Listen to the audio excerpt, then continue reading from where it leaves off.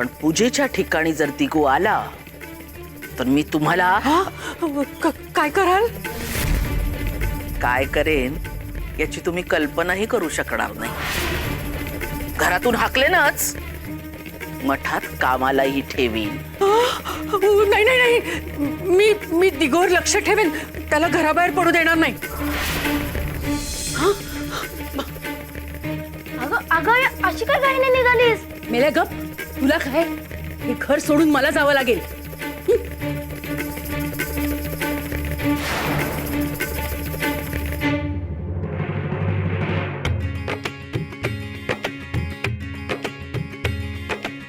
अरे शंभूबाळ, अगं बाई, शंभूबाळ, अरे कुठे निघालास दिगू तू? अरे काय आहे ना, हा शंभूबाळ आहे ना माझ्याकडे राहतच नाहीये. हो ना, आणि काय म्हणतोय ते तरी बघ. अरे अरे बघ ना कसे हात करतोय ते तुझ्याकडे. अरे उचलून घे ना त्याला, नाहीतर रडेल हा तो.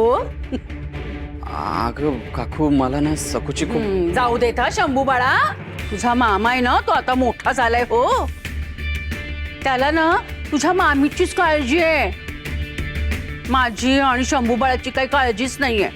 नाहीतर एवढ्यात उचलून घेतलं असतं. हो अगो बाई, किती आशेनं बघतोय बघ रे. अरे उचलून तरी घे.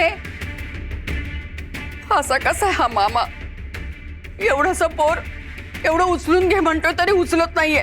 अरे भाच्यावर एवढं सुद्धा प्रेम नाही करे तुझं. चल चल शंभूबाळा. बघ रे किती खुश झाला तो.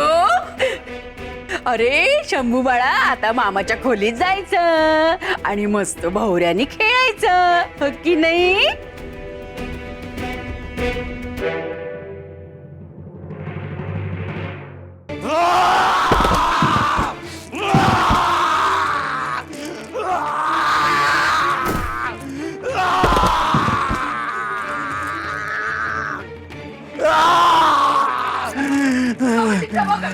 बाबाजी, मी पाया पडते बाबाजी, मला बाबाजी, बाबाजी. आमच्या पायाला हात लावायचे लायकी नाही तुझे. कुठे गेलता तुझा आवेश जेव्हा तुझी सून आम्हाला बडा बडा बोलत होती तेव्हा जीप टाळूला चिकटली होती वाय ग तुझी. संध्या गावासमोर माझा जिंगरोबाचा अपमान होत होता तेव्हा मूग गिळून गप बसली होती आणि आता इथं येऊन बोंबा मारती. अरे हात. नाही बाबाजी, बाबाजी, या क्षणी मी सकूच्या झिंजा उपटते, तिला लाथेने तुडवते, विहिरी ढकलून देते, नाहीतर स्वतःच्या हातानं कोयत्यानं तिचं मुंडकं कापून तुमच्या चरणी अर्पण करते. बाबाजी, बाबाजी. गेली आता ती येळ गेली, पार निसटून गेली. आणि ये डोळ्यातलं पाणी आहे ना, ते पुढे जे काय होणार आहे त्यासाठी राखून ठेव.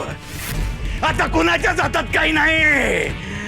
आता फक्त त्यो माझा बाप, माझा देव, माझा गुरु जिंगरोबा, त्योच करणार काय ते. आणि फक्त सकूच नाही, जिंगरोबाचा अपमान करून ज्यांच्या मुंड्या ताड झालत्या त्या समध्यांच्या मुंड्या सपासप कापून टाकणार, रक्तपात होणार. निस्ता तुझ्या घरला नाही, या गावातल्या कोपऱ्यात आक्रोश आणि हुंदकी ऐकू येणार. निघतो आता, तुझ्या मदतीची गरज नाही आम्हाला. आता जिंगरोबा सांगणार आणि आम्ही करणार, पण एकेकाचा बदला घेणार. निघतो या हाकलायला इथून बाहेर काढायला. अगं जातो, हट.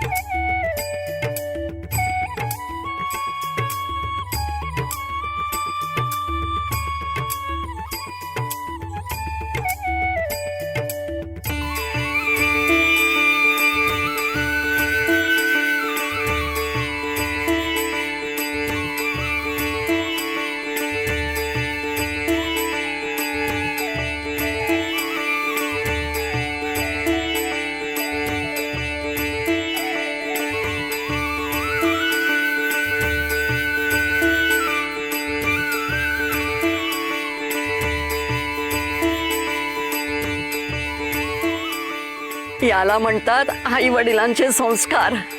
बाळा, आमचे आशीर्वाद आहेत हो तुला. पाहिलं, सखून केलेला नैवेद्य तिचा सखा पांडुरंग इतर कुठे जाऊच देणार नाही. पण मामांजी, आज तुम्हीच त्याचे दूध होऊन आलात ना. त्याने पाठवल्यासारखे धावून आलात. मला खूप हिंमत मिळाली. अहो, पण असेच माझ्या पाठीशी उभे राहतात.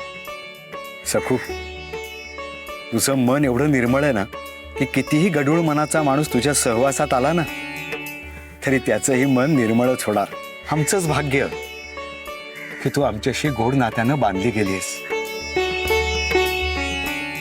गंगा मावशी, आता हा नैवेद्य सगळीकडे देऊया. वस्तीत, गावात, सगळीकडे. गोरगरिबांना पण प्रसाद द्यायला हवा ना. हवं ते आम्ही बघतो. वय वय सकुताई, तुम्ही घोर घेऊच नका सा. हा तुम्ही केलेला प्रसाद समद्यांना भेटेल बघा. हा.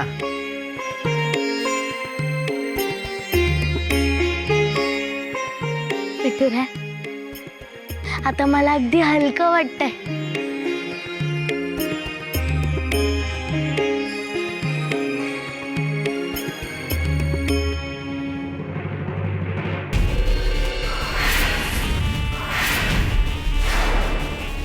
काय बाबाजी, अपमान करायला बी काय सीमा असते की नाही? बाहेर चेष्टेस उघड ग.